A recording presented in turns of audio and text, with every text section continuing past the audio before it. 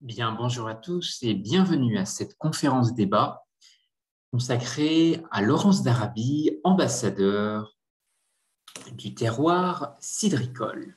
Vous savez que ce grand aventurier, avant de traverser le désert et le Moyen-Orient, a réalisé une thèse qui a été extrêmement bien accueillie à l'université d'Oxford, mention first class, et qui a été le fruit d'un tour de France, le fruit d'une observation directe du terrain autour d'un sujet de recherche extrêmement ambitieux qui, à l'époque, était l'influence des croisades dans l'architecture défensive européenne. Et il partira par la suite, dans le cadre de ces différentes aventures, étudier d'abord dans les pays du Levant et plus largement au Proche-Orient les traces apportées par les croisés dans la construction de fortifications. Ce sujet est à la fois intéressant parce que Laurence d'Arabie, pour mener à bien ses recherches, a réalisé un Tour de France en 1908, où il va marcher sur les traces des Plantagenets, de Richard Cœur de Lion. Il ira très largement au sud de la France, prendra le bateau. Il avait déjà réalisé, et je profite de cette carte qui est intéressante parce qu'il avait d'abord réalisé un certain nombre de séjours d'enfance sur la côte d'Émeraude, du côté de Dinard. Et il va aller explorer la Normandie, la baie du Mont-Saint-Michel, les marches de Bretagne du côté de Fougères. Et il va traverser un certain nombre de terroirs, ce qui est à la fois extrêmement intéressant parce que cette carte que vous avez sous les yeux révèle à l'échelle de l'Hexagone les principaux terroirs cidricoles en France, qui sont extrêmement variés, qui sont à la fois présents, comme vous le voyez, sur le flanc ouest, mais aussi très largement dans les Hauts-de-France, dans le Limousin, dans la région Auvergne-Rhône-Alpes, et même, vous le voyez, très au sud, à travers le Pays basque, y compris à l'est, en Alsace et en Lorraine. Alors, le cidre. Le cidre, qui est ce sujet qui nous intéresse aujourd'hui et qui a aussi beaucoup intéressé Laurence d'Arabie, on va le voir pourquoi. Le cidre, est-ce que c'est quelque chose de normand, breton Alors, la question a été effectivement ô combien débattue et épuisée. Euh, et beaucoup de critiques finalement qui s'intéressent au rôle que la France et ses terroirs peuvent jouer demain comme dans un rôle futuriste de Babylone, de l'agroalimentaire et du consommer autrement. Finalement, le fait que beaucoup se posent cette question est peut-être aussi un marqueur important du déficit d'image de la pomme et du cidre en particulier, sommé de devoir justifier en permanence ses origines, alors que finalement la question paraîtrait incongrue par rapport au champagne ou l'histoire contemporaine est extrêmement forte autour du prestige euh, et du savoir-faire qui en est rattaché. Et finalement, le cidre s'est un peu enfermé peut-être dans une forme de folklore qui pourrait peut-être traduire auprès des consommateurs une forme peut-être de défiance finalement autour d'une production supposée un peu pétrifiée, alors qu'elle est peut-être, et on va le voir avec Laurence d'Arabie, le début d'un nouvel imaginaire, avec un potentiel extrêmement intéressant d'histoire à raconter avec les différents terroirs euh, qu'a pu justement traverser Laurence d'Arabie lors de son Tour de France en 1908. Je précise que Laurence d'Arabie aura effectivement une démarche liée à son travail de recherche, sa thèse en archéologie. Il sera très bien accueilli à l'Université d'Oxford. Et on pourrait considérer qu'à l'issue de ce travail qui avait visiblement nourri sa créativité et sa grande capacité d'analyse, qu'une page se tourne finalement dans sa vie. Et finalement, Laurence d'Arabie, en quelque sorte, choisira un nouveau sujet. Il reviendra en France réaliser un Tour de France cette fois-ci sur un sujet ô combien intéressant qui est la poterie médiévale vitrifiée au plomb. Alors Laurence d'Arabie a très largement sillonné la Bretagne. Il ira à la fois s'intéresser à l'influence des croisades dans cette région, et ses origines celtes l'intéresseront fortement au travers des origines. Vous le savez, Laurence d'Arabie n'est pas anglais, mais il est gallois. Il faut avoir fait du rugby pour le comprendre. Et finalement, peut-être que Laurence d'Arabie pourrait être une sphère d'inspiration extrêmement intéressante pour aider le cidre à préparer son grand retour. Puisque si on se rapporte au périple de Laurence d'Arabie qui remonte à 1908, c'est peut-être une formidable épopée en France qui pourrait aussi valoriser les vergers cidricoles en s'inspirant d'une expérience qui a été développée pour le Champagne, expérience orientaliste qui est celle du Blida. Alors, marchons du côté de Reims, du côté d'Épernay, pour comprendre en détail cette histoire. À l'origine, les verreries, qui étaient installées aux alentours de Reims, de la région rémoise, fabriquaient des blidas, qui étaient des petits verres à thé, qui étaient exportés vers l'Algérie par la ville éponyme, ville de Blida, pour couvrir à la fois l'Afrique et les marchés du Proche-Orient. Et ce verre à thé a été progressivement détourné de son usage premier par les ruinards, les mouettes, les tétingers, ces grandes familles qui ont fait la réputation du champagne à travers le monde. Ici, vous avez l'exemple justement d'un verre. Alors, le Blida, le verre à thé que certains connaissent peut-être en ayant voyagé en Afrique du Nord ou au Moyen-Orient, est un tout petit verre, et celui que vous voyez ici utilisé pour le champagne est légèrement agrandi. Et dans les années 60, le marché s'est totalement effondré, la production invendue s'est retrouvée coincée. Et pour ne pas la gaspiller, des artisans l'ont utilisée sous la forme de gobelets. Des vignerons, pour le cas de Reims, ont choisi de l'adopter avec un esprit assez pragmatique finalement du recyclage avant l'heure. Alors, est-ce que ces transformations, finalement, pourraient aussi inspirer l'artisanat autour de la pomme, autour du cidre, et l'imagination d'industries créatives et culturelles pour attirer des érudits voyageurs et des publics curieux? Effectivement, peut-être que le cidre peut être un étonnant voyageur autour de la mémoire de Laurence d'Arabie. D'abord parce qu'il s'était pris de passion pour le cidre, pour la pomme. Il avait découvert les modern ciders, des cidres élaborés à partir de pommes de table en Angleterre. Et Laurence d'Arabie a beaucoup exploré la Normandie, mais aussi la Bretagne. Il écrira dans plusieurs lettres son amour pour la Rance. Dans une lettre écrite en 1907, écrite à sa mère, justement, où il dira je suis tombé amoureux de la Rance et de ses vergers. Ce qui est peut-être une piste lorsqu'on observe l'ensemble des sites qu'a parcouru Laurence d'Arabie lors de son premier Tour de France. Ici, vous avez l'ensemble des étapes. Vous savez qu'il a démarré d'abord un premier voyage en partant du Havre. Il ira très au sud. Je vous ai mis en rouge l'extrémité puisqu'il ira jusqu'à Narbonne, mais aussi du côté d'Aigues-Mortes. Et puis, il aura des étapes extrêmement structurantes, en particulier Chalut, où il a fêté dans l'auberge du Midi un anniversaire extrêmement important sur un plan mémoriel, puisqu'il ira fêter ses 20 ans et reviendra par la suite par le centre de la France, l'Anjou, la Bretagne, Fougères, Dinan, Lamballe, Saint-Brieuc-Paimpol, Lannion, Guingamp, Dinard et Saint-Malo.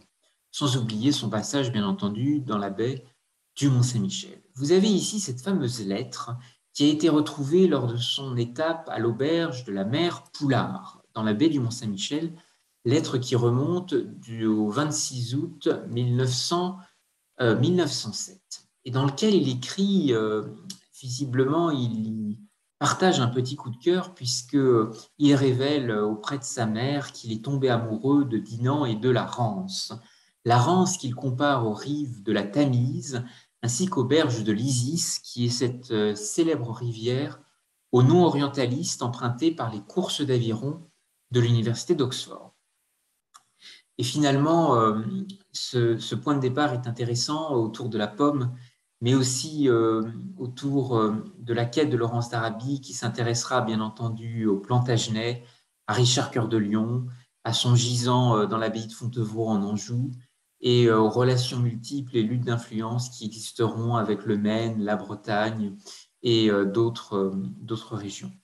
Alors la pomme n'a pas seulement voyagé à travers la route de la soie et l'Asie centrale pour arriver jusque dans nos régions. Il y a eu aussi d'autres terroirs venus d'Orient qui ont profondément marqué notre alimentation et notre patrimoine alimentaire.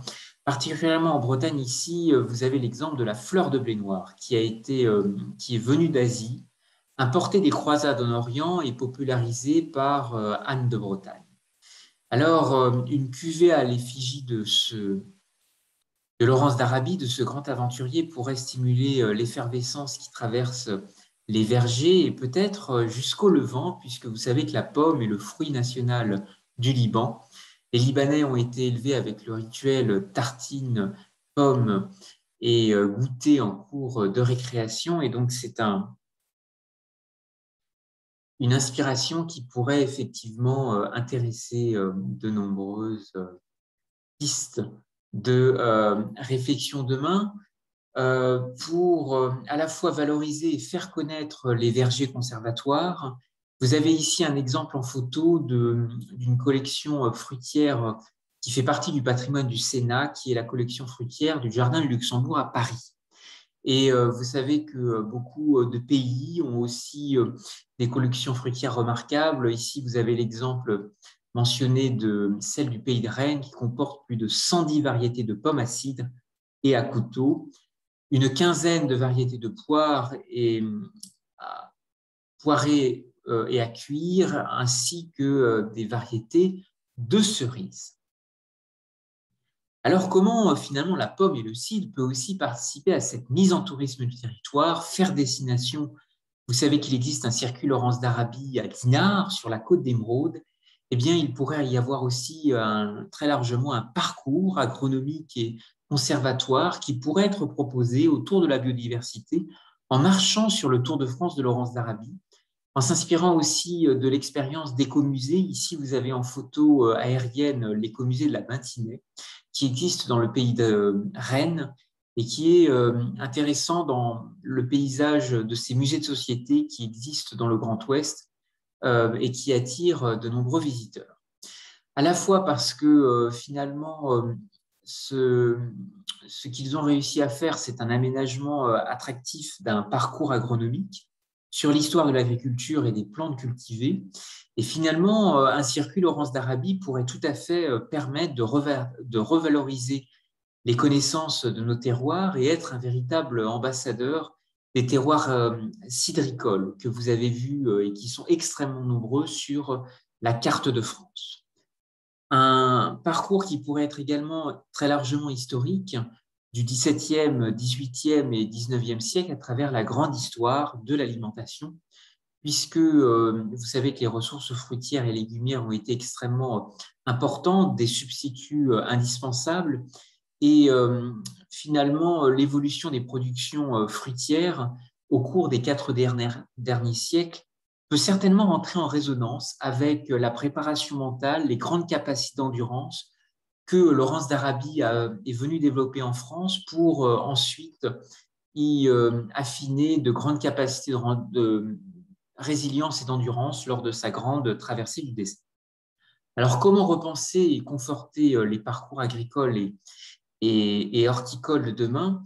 Eh bien, de nombreux musées-sociétés traitent déjà d'agriculture, d'environnement et de biodiversité domestique, mais ils se font rares en France et peut-être qu'un circuit Laurence d'Arabie occuperait une place privilégiée sur cette thématique fondatrice de l'histoire des territoires, des pays et des régions.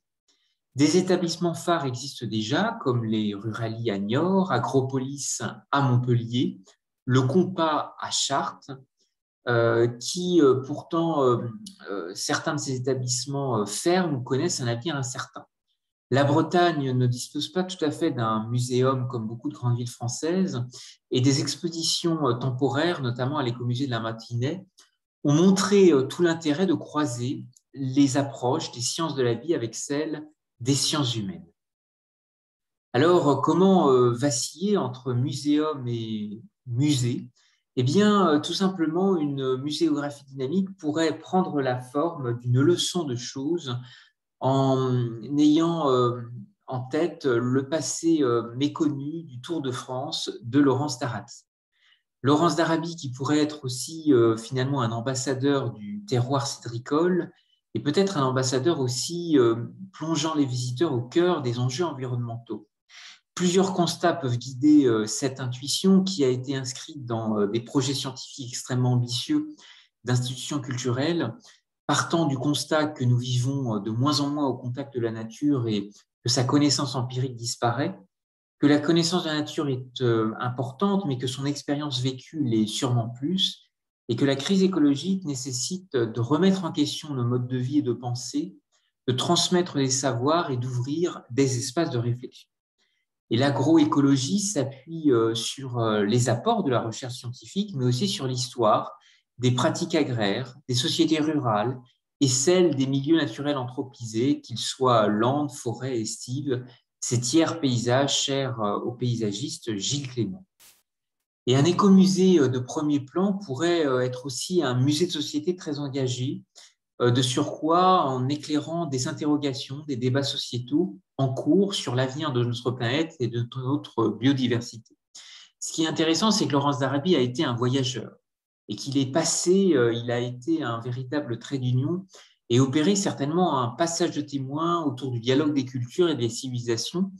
Et ce type d'espace qui n'existe pas forcément en France pourrait peut-être à sa mémoire mêler à la fois histoire, agronomie et agronomie.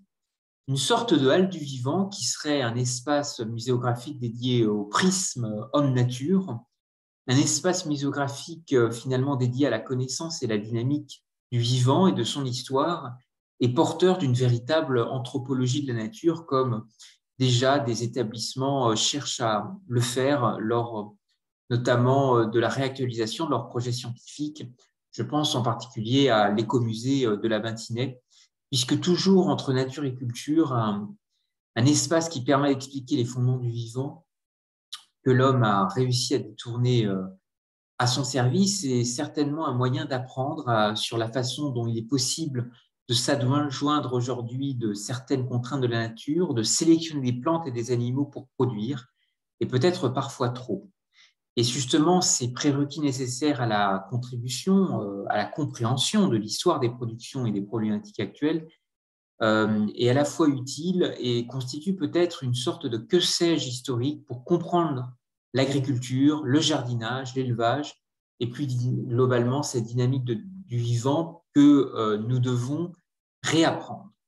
Réapprendre pour opérer ensemble, contribuer ensemble à un nouvel espace de muséographie dédié à la dynamique du vivant et de son histoire pour forger une anthropologie de la nature. Alors, d'autres modèles sont aussi à explorer dans le monde en relation avec le Moyen-Orient, puisque Laurence Darabie a été une personnalité orientaliste extrêmement atypique, qui a croisé des connaissances qu'il a pu explorer en Occident pour mieux comprendre l'Orient mystérieux qui nous entoure et qui anime aussi des projets extrêmement futuristes pour demain. Ici, vous avez l'exemple dans le royaume d'Arabie Saoudite d'Aloula, qui aspire à devenir, grâce aux connaissances et aux techniques les plus avancées, un projet de référence en matière de développement durable, centré sur la préservation absolue de l'environnement et respectueux de l'histoire, des territoires, en restant inclusif vis-à-vis des populations locales. C'est un projet majeur qui est inscrit au cœur de la Vision 2030 portée par le gouvernement saoudien et qui est véritablement une locomotive de projets hors normes pour développer l'offre touristique et culturelle de ce royaume. Aloula va quand même occuper la place d'un territoire extrêmement vaste, l'équivalent de la Belgique, et ce complexe à la fois archéologique, culturel, touristique, ouvert sur une forte dimension environnementale, va véritablement prendre les allures d'un musée vivant à ciel ouvert. C'est un investissement majeur qui associe un partenaire français qui est l'Agence française pour le développement d'Alula, dont vous pouvez retrouver des références nombreuses sur Internet et les réseaux sociaux, avec des vidéos assez intéressantes sur le travail qui est mené de mise en réseau entre partenaires saoudiens et français. Je voudrais vous remercier à tous pour votre attention. J'espère que ces pistes de réflexion vous aideront à porter ensemble une dynamique autour de la valorisation d'un circuit Laurence d'Arabie qui ferait de ce grand personnage un ambassadeur des terroirs cidricoles si important dans toute la France et qui correspondent certainement à un tracé dynamique qui pourrait être relié au Tour de France qu'a réalisé Laurence d'Arabie en 1910. Je vous remercie à tous et je vous propose maintenant d'en débattre. Vous pouvez annoter des questions dans l'espace de discussion ou tout simplement prendre le micro. Je me tiens à votre disposition pour réagir et éclairer des points qui mériteraient des approfondissements. Je vous propose maintenant de passer aux questions de l'ensemble des participants. Merci à tous pour votre attention.